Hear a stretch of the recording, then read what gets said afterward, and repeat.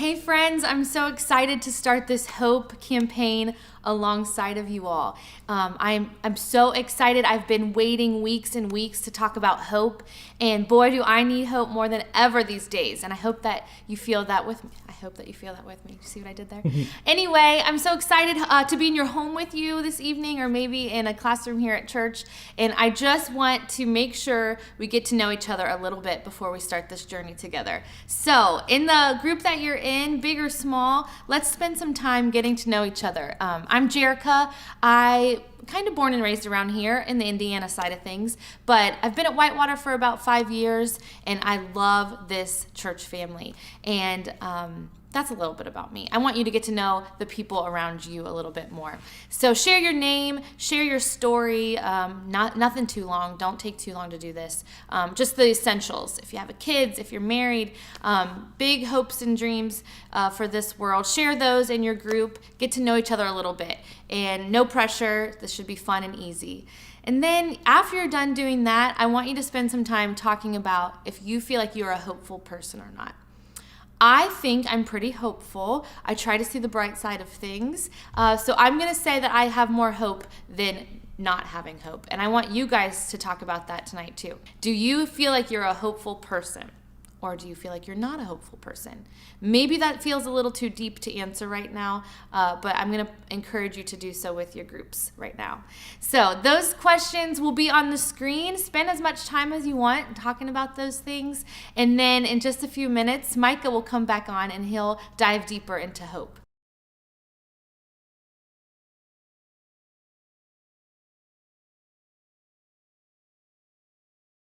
Back in the year 2000, 20 years ago, a man named Rick Snyder went on Good Morning America. Rick was a scientist, and what he studied was hope. He was big, one of the first people to really study the science of hope.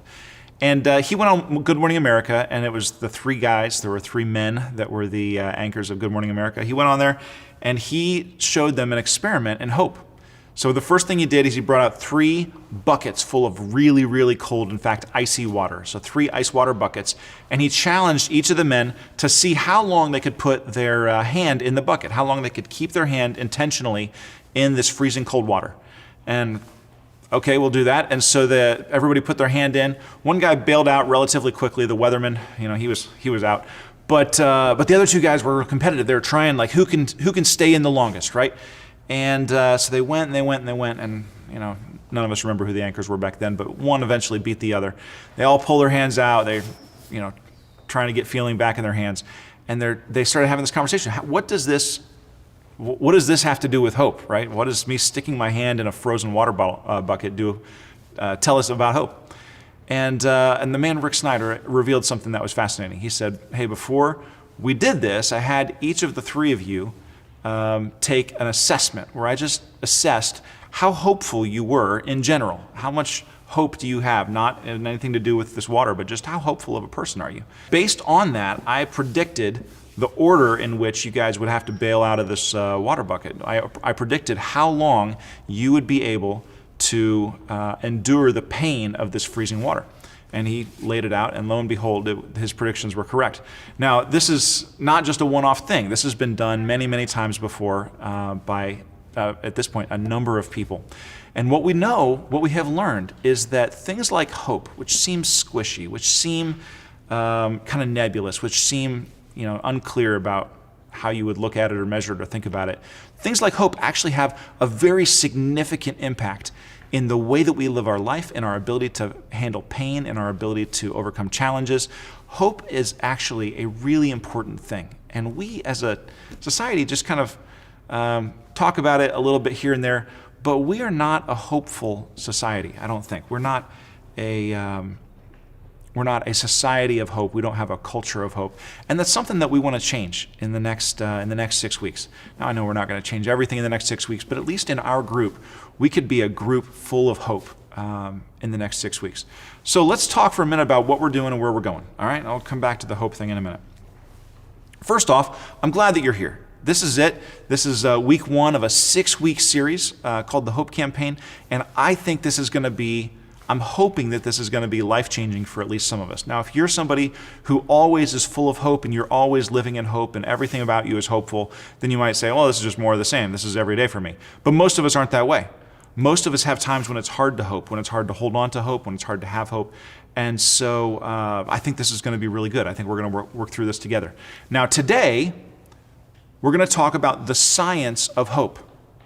Now, all my cards on the table, I'm a pastor at a church, a local church. And so when I talk, you might be tempted to think, hey, like this is the God guy talking and he's going to talk about God stuff. And we will eventually. But really today, we're just going to talk about the science of hope. This is something that if you don't really ever go to church, if you don't ever really think about God, if you're not sure about that, or if you're questioning some of those things, you don't have to have any faith in a higher power to believe what we talk about today. All right? Because everything that we're talking about is the very best, the most cutting edge, the best information that we've been able to find about hope and what it means to have it, how we get it, how we share it.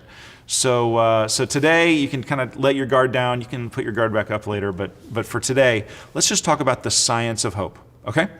So people that have high hope can stand as much as twice as much pain as people that have very low hope.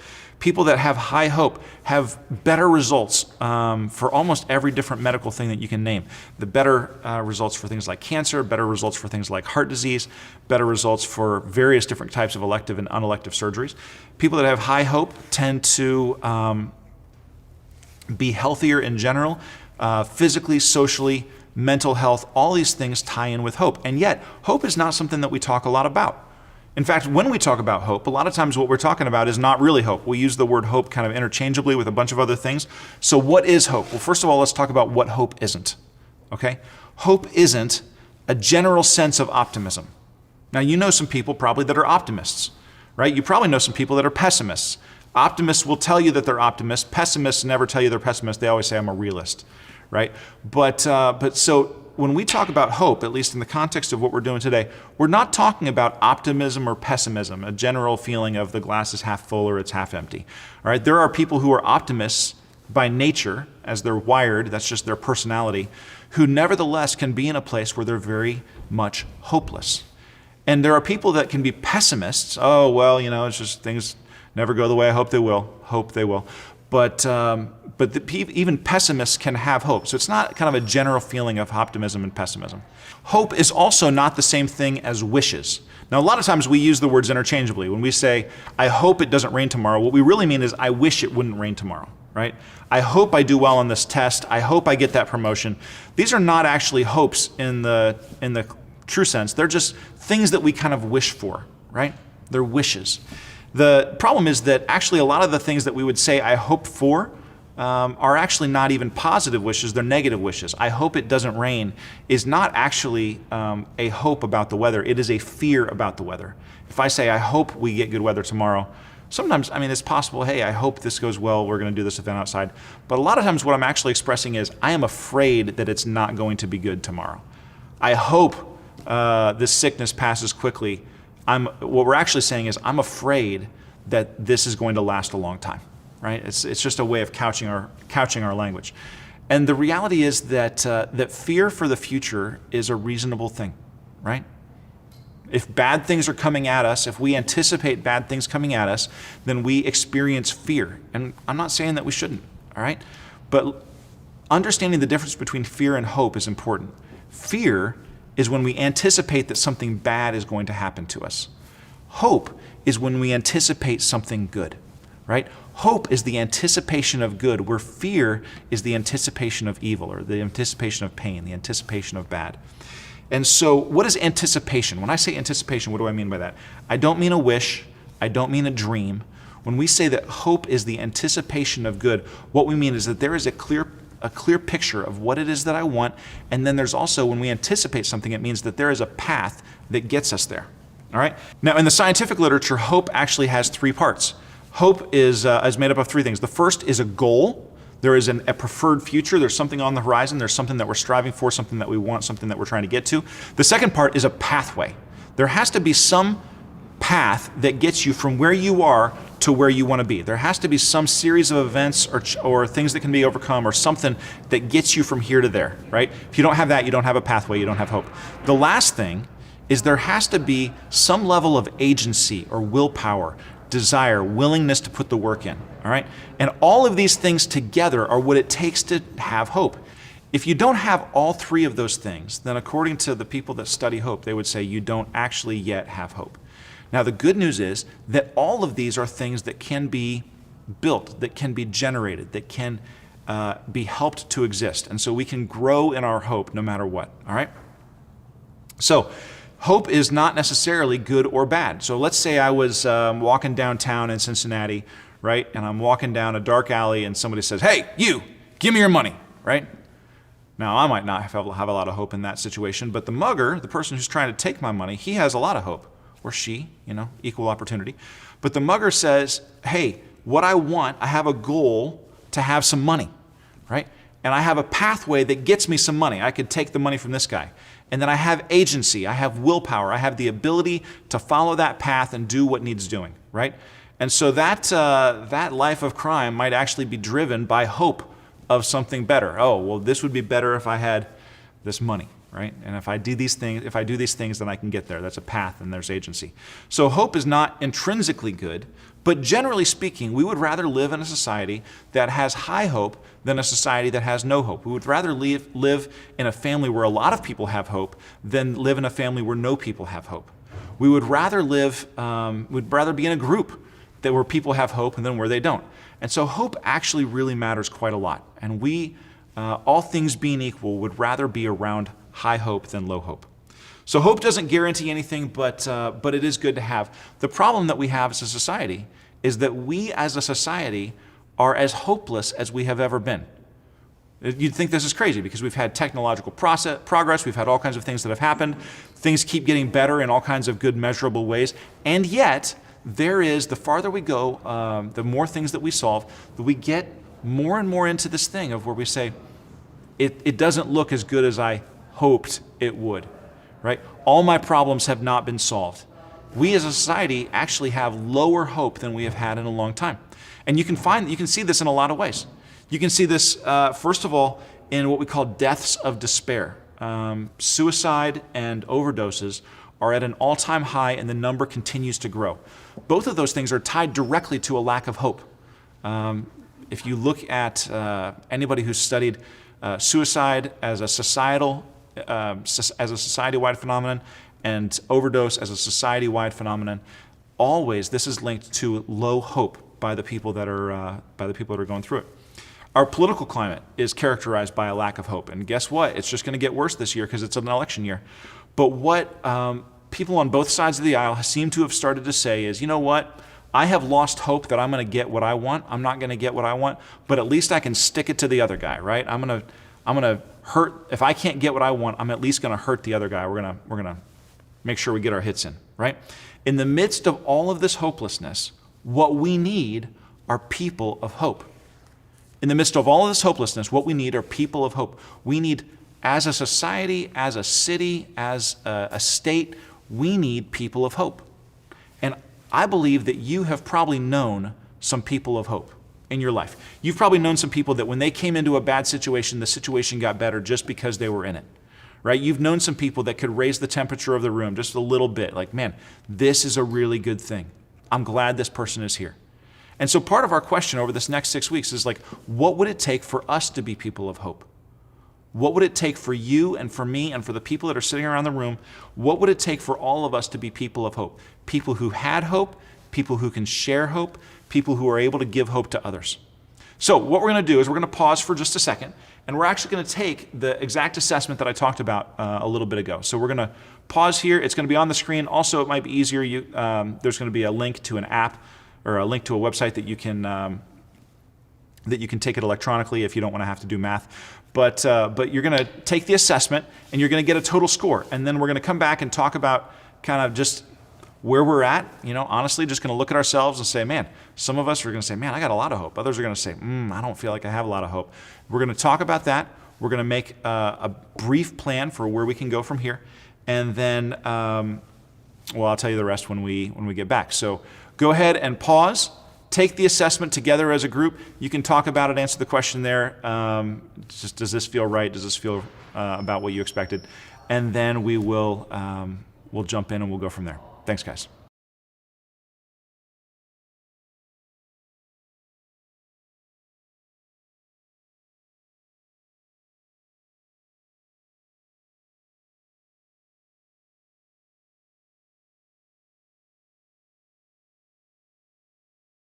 All right, welcome back. How was that? Been a while since you've taken a test, maybe? An assessment, we're gonna call it an assessment. When I took it, it was surprising. I feel like I'm a pretty hopeful person, but there were some answers I thought, oh, I never really thought about it quite like that. It was interesting for me. I hope it was interesting for you. Here's how this works. Questions 2, 4, 6, and 8 are on agency. Questions 1, 3, 5, and 7 are on pathways. So the things that we talked about, we said, remember, hope in the scientific literature, the most cutting edge stuff that we have, says that basically there's a goal, there's a place that we want to get to, and then do you have a pathway that gets you there, and then do you have the willpower to walk the path, all right? And so the assessment looked at that and said, okay, do you have a pathway? Do you have agency? Do you have willpower? Do you have a way to get where you're going? So what we're going to do actually is, because I think of everything as a visual, we're going to throw a visual on the screen here, and it's just going to help us to understand kind of where we're at, all right? So if we have a high pathway score and we have a high agency score, then what we're going to have, according to this model, is high hope, all right? If we have low pathway score and a low agency score, then we have low hope. We're hopeless. Or I think we're going to use the word, we have apathy, right? Now, what happens if we have a very high, if we're high with pathway, we feel like, man, we've got a path that gets us there, but we don't have the capacity to walk that path, all right? If our pathway score is high, but our agency score is low, then what we tend to have is rage. We tend to have anger, frustration. That tends to be a situation where we have a lot of rage. Or if we have a low pathway score but high agency score, we tend to have despair. Now you think despair is different, that's like apathy, isn't it? No, despair is different from apathy. Apathy is, I don't even care anymore, nothing matters, I'm not even gonna try. Despair is when I just think I can't possibly see a way that gets me from here to there. Now both of these things obviously work in tandem with each other, right? Rage and despair can alternate, can go back and forth, so it's not always one or always the other. Sometimes people waffle back and forth. But these two things together are the enemies of hope, right? Both of these things drag us back towards apathy and hopelessness if we're not careful. But in both of these cases, if we can make a plan, if we can build an approach that works, we can actually drive towards more hope. So part of our conversation today is going to be, what do you need? What is your path to hope? What does it take for you to get up and to the right, right? Maybe for some of you, you think, man, I need encouragement. I need support. I need some care. I need somebody to tell me it's going to be okay, right? For others, maybe you're thinking, man, I don't have a path forward. I don't see how to get to where I'm going. I don't know what it's supposed to look like. Maybe for a lot of us, we just don't even have any real goals that we're hoping for. We don't really have a thing that we think, well, we're just kind of doing life. You know, I'm bebopping my way through, and I get up in the morning, I go to work, I take the kids to school, I come home, I eat, I put the kids in bed, I binge watch a little bit of Netflix, I go to bed, I do it again the next day, right? So maybe for some of us, we just need to say, what are the goals that we have? Where do I want to be? What would life look like if it was better? So hope is built of goals and pathways and agency. And the time we have left, we're going to talk about that a little bit more, all right? So I'm going to break here. We're going to go to your group. We're going to have some time for you to both get to know each other a little bit better and also just talk through some of these pieces. What are the things that we hope for, dream for? Where are we going? So, and what's it going to take to get there? So we'll go ahead and break there, and then I will see you next week.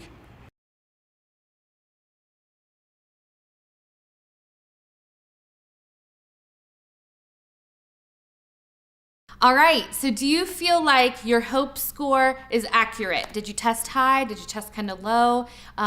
Share with your group if you feel like that was right on or if it was totally off. And then I want to encourage you to think about the week ahead. What are you going to do this week to either take a step into this whole idea of hope? How are you going to generate hope in your life if you need more of it? Or how are you going to channel all of the good hope things that you have in your life? I want you to have an action step for this week, either to be more hopeful or to take a step into hope.